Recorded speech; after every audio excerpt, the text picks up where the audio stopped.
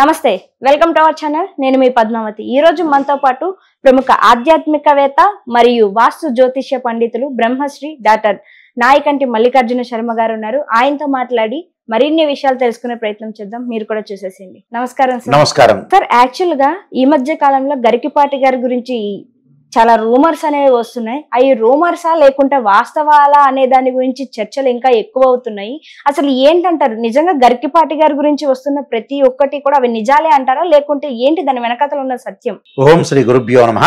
ఒకటమ్మా, ఏదైనా కూడా విషయాన్ని క్లియర్ గా చూసిన తర్వాత చెప్పటం అనేది ఒకటి వేరు.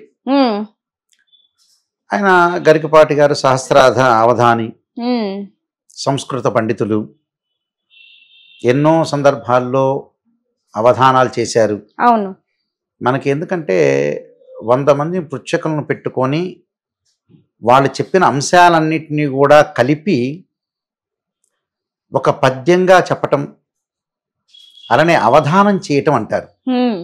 అంటే అవధానం చేయటం అంటే ఎంతో మెమరీ పవర్ అనేది ఉండాలని అర్థం. అన్నీ వాళ్ళు చెప్పినవన్నీ కూడా గుర్తు పెట్టుకోవాలి.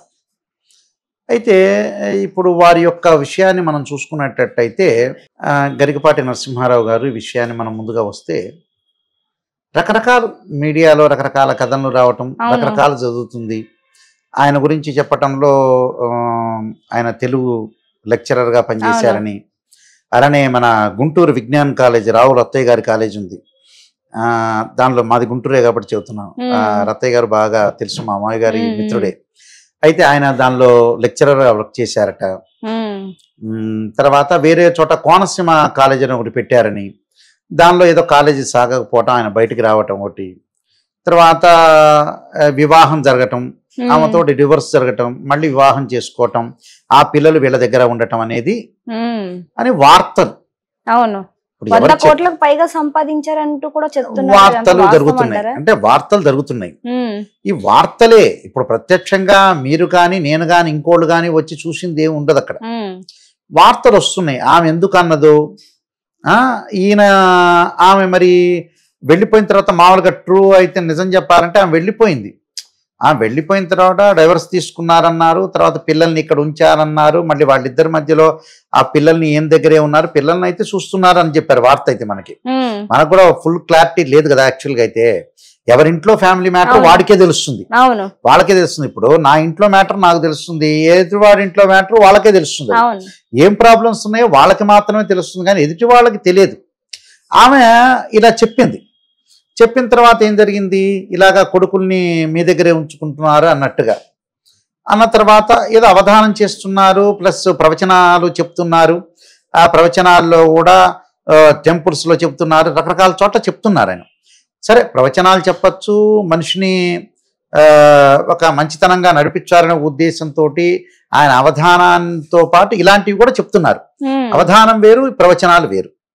ఇప్పుడు మేము జ్యోతిష్యం చెప్పేటప్పుడు ఆస్ట్రాలజీ వేరు, వాస్తు వేరు, గణిత శాస్త్రం వేరు, మ్యాథ్స్, ఫిజిక్స్, కెమిస్ట్రీ వేరు, అవధానం వేరు. ఆయన సంస్కృత తెలుగు పండితులు. ఈ సబ్జెక్ట్ అనేది చెప్తున్నారు, మంచిదే, ప్రజలకు చెప్తున్నారు, ఉన్న విషయాన్ని అంతా కూడా క్లారిటీ చెప్తున్నాడు, దానిలో తప్పేం లేదు. కానీ బట్ ఇక్కడ ఏంటంటే రూమర్స్ అనేవి మనమే అంటున్నాం రూమర్ అని, అవునా? అది అబద్ధం అనేగా అర్థం. అది ఎంతవరకు నిజము ఎంతవరకు తెలియదని ఎవరికి తెలియదు, దేవుడికి తప్పితే ఎవరికి తెలియదు నిజం చెప్పాలంటే. అయితే ఆయన మంచి పండితుడే, దానిలో ఏం డౌట్ ఏం లేదు, ఆ విషయంలో పండితుడే. కానీ ఏమిటంటే ఇప్పుడు పాత రోజుల్లో ఏంటంటే అండి, మీడియా లేనప్పుడు ఏదన్నా ఒక మాట రాజకీయ నాయకుడు కానీ, తర్వాత ఓ లెక్చరర్ కానీ, ఉపన్యాసుడు కానీ చెప్తే ఏంటంటే పేపర్లో మాత్రం పడేవి, లేదా కొంతమంది మాత్రమే నోట్ అయ్యేది. ఇప్పుడు మీడియా వచ్చేటప్పటికల్లా ఏ మాట మాట్లాడినా కూడా అది సేవ్ అవుతూ ఉంటుంది. అవును, ఎంబటే సేవ, ఈయన ఇలా అన్నాడండి, ఈయన ఇలా అన్నాడండి, వాళ్ళు అలా అన్నారండి అని చెబుతుంటారు. కానీ ఒకటండి, ఏది ఏమైనా గరికపాటి నరసింహారావు కానీ, నేను కానీ, ఇంకోళ్ళు కానీ, చాగంటి కానీ, ఎవరైనా జ్యోతిష్యులు కానీ, లెక్చరర్స్ కానీ, ఒక డాక్టర్స్ కానీ, ఒక అడ్వకేట్స్ కానీ, ఏదైనా సరే మీడియా ఉన్నప్పుడు ఏంటంటే మాట చాలా జాగ్రత్తగా మాట్లాడాలి. అసలు పాయింట్ అదే. ఎందుకంటే ఏది మాట్లాడినా కూడా ప్రజలు హర్ట్ అయిపోతుంటారు. అవును, ఏది మాట్లాడినా ఇప్పుడు మన ఇంట్లో మన పిల్లల్ని చదువుకోరా బాబు అంటే హర్ట్ అయిపోతాడు. మన ఇంట్లో అమ్మాయి రేపు ఎగ్జామినేషన్ ఉంది, రాత్రి వరకు చదవద్దు అని అంటేనే హర్ట్ అయిపోతారు. ఏది చెప్పినా అందరినీ కూడా మనం సాటిస్ఫాక్షన్ చేయలేం. ఒక జ్యోతిష్యుడిగా నేను అందరినీ సాటిస్ఫాక్షన్ చేయలేను. ఇన్ని సంవత్సరాలు ఫీల్డ్లో ఉండి, నేను మోహన్ పబ్లికేషన్ వాళ్ళకి రైటర్గా ఉండి, నేను ఎంఎస్సి మ్యాథ్స్ చేసి, ఆస్ట్రాలజీ చేసి, ఇన్ని రకాలుగా చేసి చాలా సీనియర్ వ్యక్తిని. నేను అందరికీ చేయగలుగుతానా? చేయలేను. అందరూ కూడా ఒక ఇంటిలో ఒక కుటుంబంలో తండ్రి అందరి పిల్లలకి న్యాయం చేయలేడు. ఎవరొకళ్ళు ఉంటారు. ఒక 4-5 పిల్లలు ఉన్నారనుకోండి, ఒకళ్ళని బాగా చదువు చెప్పిస్తాం, ఇంకోళ్ళని చదువు చెప్పించలేం, ఇంకోళ్ళని చదువు చెప్పిస్తాం. అలా అందరికీ న్యాయం చేయలేం. ఇక్కడ ఏమో జరుగుతుందనంటే, ఆయన చేసుకున్న తర్వాత మ్యారేజ్ చేసుకున్నారా, డివోర్స్ ఏదో జరిగిందన్నారు, పిల్లల్ని ఈయనే పెంచుకుంటారన్నారు. పిల్లల్ని పెంచుకుంటున్నారంటే ప్రేమ ఉన్నట్టుగా నిజం చెప్పాలంటే. నిజంగా మనకి క్యాలిక్యులేట్లో పిల్లల మీద ప్రేమ ఉందనంటే ఆయనకి సంసారం మీద కొంత బాధ్యత ఇవన్నీ ఉన్నట్టేగా. పిల్లల్ని దూరంగా నెట్టేస్తే వేరు. పిల్లల్ని పెంచుకుంటారన్నారు, పిల్లల్ని ఉన్నారు, పిల్లలకు కూడా మంచి పేర్లు పెట్టారు, మంచి ట్రెడిషన్స్ సంబంధించిన ఒక పేరు పెట్టారు, పేర్లన్నీ కూడా మంచిగా పెట్టడం కూడా జరిగింది. కాబట్టి అక్కడ ప్రేమ అనేది ఆయనకు ఉండకుండా ఉండదు. ప్రేమ అనేది ఉంటుంది, ఉండటం అనేది జరిగింది. ఆయన ప్రవచనాలు కూడా బాగానే చెప్తారు, మంచిగానే చెప్తారు, దానిలో ఏమి డౌట్ ఏం లేదు ఆ విషయంలో. కానీ ఇక్కడ ఏంటంటే, ఈ 100 కిలోమీటర్ల స్పీడ్ కంటే 150 కిలోమీటర్ల స్పీడ్ వెళ్తారు. అంటే ప్రజల్ని గమనిస్తూ వెళ్ళాలి. ప్రజలు ఎలాంటి వాళ్ళు అంటే మామూలుగా ఉండరు. ప్రతి పాయింట్ కూడా అర్థాన్ని తీసి చాలా జాగ్రత్తగా ఆలోచన చేసి వెళ్ళాలి. కొద్దిగా ఆయన వెళ్ళటం అనేది మంచిగా మార్గంలోనే వెళ్తారు. కానీ అందరూ, కొంతమంది సంతృప్తి గల వాళ్ళు ఉంటారు, అసంతృప్తి గల వాళ్ళు ఉంటారు, కొంత పర్సెంటేజ్. అలాంటి వాళ్ళపై ఏం చెబుతున్నారు అనే వాళ్ళు ఉంటారు. ఆయన ఎంత పండితుడైనా, ఏం పండితులైనా కూడా ఇప్పుడు మ్యాథ్స్ లెక్చరర్ చెప్తుంటారు, జూనియర్ లెక్చరర్ చెప్పడం వేరు, సీనియర్ లెక్చరర్ చెప్పడం వేరు. ఆ సీనియర్ లెక్చరర్ ఎంత బాగా చెప్పినా కూడా ఏదో రకంగా బ్లేమ్ చేసేవాళ్ళు కూడా ఉంటారు. పాపులారిటీ వస్తే బ్లేమ్ చేసేవాళ్ళు కూడా చాలా మంది ప్రపంచంలో రెడీగా ఉంటారు. అవును. ఎవరికి తెలుసండి సంపాదన అనేది? ఎవరికి తెలుసు? ఎవడి కష్టం వాడిది. మనం వెళ్ళి చూసామా, చూసినట్టు చెప్తామా? ఎవరికి తెలుసు? ఇప్పుడు ఆయన మీద కూడా ఇన్ని కోట్లు సంపాదించి, అన్ని కోట్లు సంపాదించారు, నిజంగా ఎవరి ఇంటికి వెళ్ళి చూశారా? ఎవడి కష్టం వాడిది. ఇప్పుడు మనం అనుకుంటాం, బయటకు వస్తాం, మంచి ప్యాంట్ షర్ట్ వేస్తాం, మంచి పంచ కట్టుకుంటాం, మంచి అందంగా తీర్చిదిద్దుకొని వెళ్తాం. లోపల బాధలు ఎవడికి తెలుసు? ఎవడికి తెలుసు? ఇప్పుడు శరీరం బ్రహ్మాండంగా అందంగా ఉంటుంది. భక్త తుకారం లక్కినే నాగేశ్వరరావు చెప్పినట్టుగా ఒక సినిమాలో ఒక ఆమె డ్యాన్స్ చేస్తుంటుంది, నేను అందగత్తెని అనుకుంటుంది. నీ అందమంతా తరిగిపోతుంది, చూసుకోపో 60 ఏళ్ళు రాగానే ముసలితనం కనపడుతుంది అర్థంలో. అలాగా ఎవరికి తెలుసు లోపల బాధలు కష్టాలని కూడా తెలియదు కదా. ఇదంతా ఏంటంటే అండి, ఫ్యామిలీ ప్రాబ్లమ్స్ బయటకు తీసుకురాకూడదండి. అవును. ఎవడి ప్రాబ్లమ్స్ వాడుకుంటే, ఒక సినిమా యాక్టరే కాదు, ఒక ఆస్ట్రాలజరే కాదు, ఒక డాక్టరే కాదు, ఏం జరుగుతుందో వాళ్ళలో పాపం ఏం ప్రాబ్లమ్స్ ఉన్నాయో. చాలా మంది కూడా ఒక రాజకీయ నాయకుడిని అనేటప్పుడు కానీ, ఒక డాక్టర్ని అనేటప్పుడు కానీ, ఒక ఆస్ట్రాలజర్ అనేటప్పుడు కానీ వాళ్ళలో ఏం ప్రాబ్లమ్స్ ఉన్నాయో, ఎవరి తప్పు ఉందో, ఎవరిది ఒప్పు ఉందో ఎవరికి తెలుస్తుంది? అయితే ఇద్దరు తప్పు ఉందో, విసిగిపోయి ఉంటాడేమో. ఒక అమ్మాయి భర్తను వదిలేసిన తర్వాత మనం ఏమనుకుంటాం సహజంగా? ఈ అమ్మాయి చూడండి, ఈ భర్తను ఏం ప్రాబ్లం, వాడు నీచోడో మంచోడో కాదు. ఈ అబ్బాయి కూడా అమ్మాయిని వదిలేసినప్పుడు ఆ అమ్మాయి ఎలాంటిదో తెలియదుగా. నిజంగా అయితే, సాధారణంగా జనరల్గా అయితే ఎవరికి తెలియదు అది. ఇవన్నీ కూడా కొంత రూమర్స్ అనేవి ఎక్కువ అవుతుంటాయండి. ఎవరి ప్రాబ్లమ్స్ వాడివే. ఎందుకంటే ఇప్పుడు ఈ మీడియాలో వచ్చింది కాబట్టి ఆ మీడియాలో ఇవన్నీ హైలైట్ చేస్తుంటారు. సామాన్యంగా నేను ఒక వ్యక్తిగత జాతకాన్ని అసలు చెప్పను. నిజం చెప్పాలంటే ఎవరి గురించి కూడా అనాలిసిస్ చెయ్యను. మన ఛానల్ వాళ్ళు చెప్పారు, మొట్టమొదటి అనాలిసిస్ నాదే.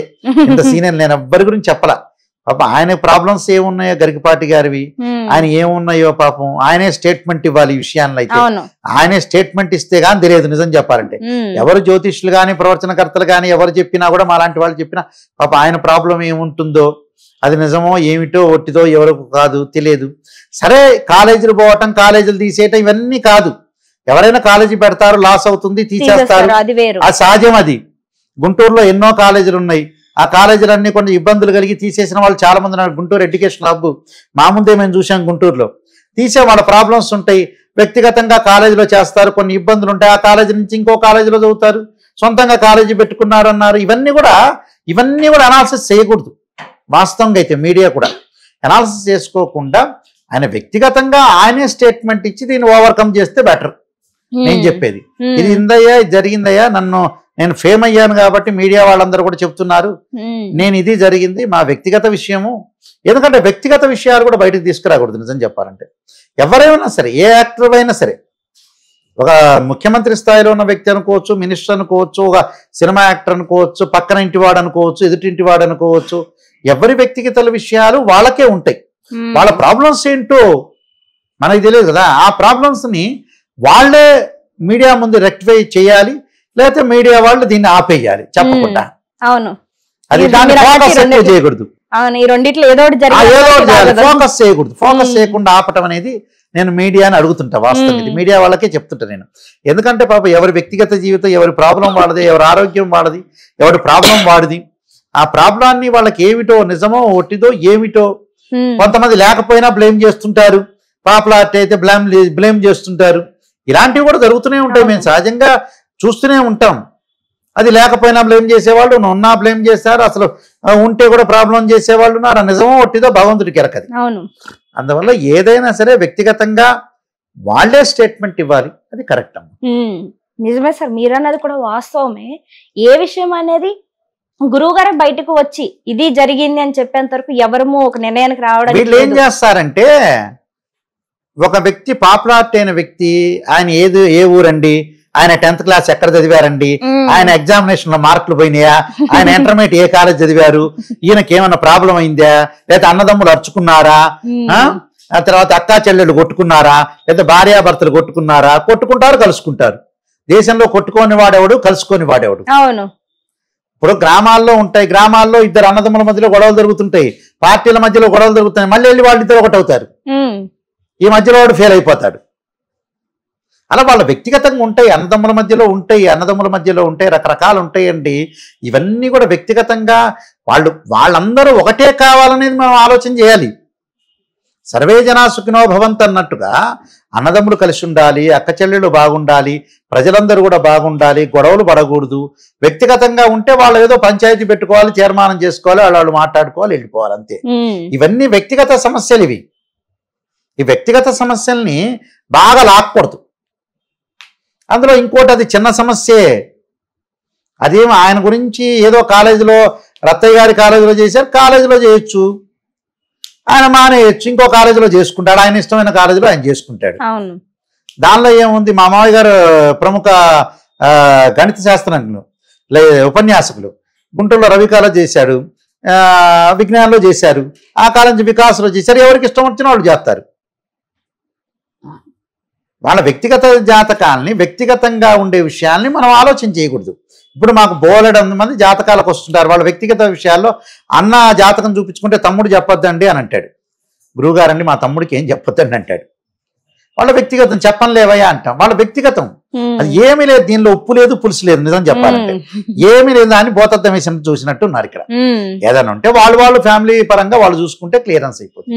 ఇందులో ఏమి లేదండి, అసలు టాపిక్కే లేదు, ఇందులో టాపిక్ లేదు, ఏమి లేదు. ఆయన మంచి అవధాని, బాగా చెప్పగలుగుతాడు, మంచి నాలెడ్జ్ అనేది ఉంది, దానిలో ఏం డౌట్ లేదు. ఏంటంటే కొద్దిగా ఆయన కూడా ఆలోచన చేయాలి. ఎందుకంటే ఏజ్ పెరిగిపోతుంటుంటే ఏంటంటే ఒక మీడియా సంస్థలు కానీ జనాలు కానీ ఉంటారు, పట్టేస్తుంటారు లాగి. ఒక చిన్న విషయాన్ని అంటే కూడా ఎంబటే ఇలా లాగుతుంటారు, లాగినబ్బో అన్నారని. కొంచెం ఆచితూచి మాట్లాడాలి. అంటే ప్రతి విషయాన్ని కూడా ఆచితూచి, ఎవరిని ఏమనకూడదు. ఈ కాలంలో ఏ మాట మాట్లాడకూడదు, చాలా జాగ్రత్త. ఎవరిని కూడా కించపరచకూడదు, అందరినీ గౌరవించాలి, చెప్పింది చెప్పినట్టుగా చెప్పాలి. అంటే పాము జాగకూడదు, కర్ర ఎరగకూడదు అన్నట్టు చెప్పాలి. ఎక్కువగా వెళ్ళకూడదు. ఎక్కువగా వెళ్ళటం వల్ల కూడా ఏంటంటే కొన్ని ఇబ్బందులు వస్తుంటాయి. అంటే మాట జారుతుంటుంది సహజంగా. ఈ రాజకీయ నాయకులు వీళ్ళందరికీ కూడా అప్పుడప్పుడు దన్నమని మాట్లాడుతుంటారు. మాట్లాడంగానే ఎంబటి ప్రజలు, ఎంబటి మీడియా నోట్ దిస్ పాయింట్ అంటారు. ఆ నోట్ దిస్ పాయింట్ అన్న తర్వాత ఏంటంటే దీన్ని హైలైట్ చేసుకుంటారు. అందువల్ల ప్రవచనకర్తలు కానీ మిగతా వాళ్ళు కానీ మీడియాలో వచ్చేవాళ్ళు చాలా జాగ్రత్తగా మాట్లాడాలి.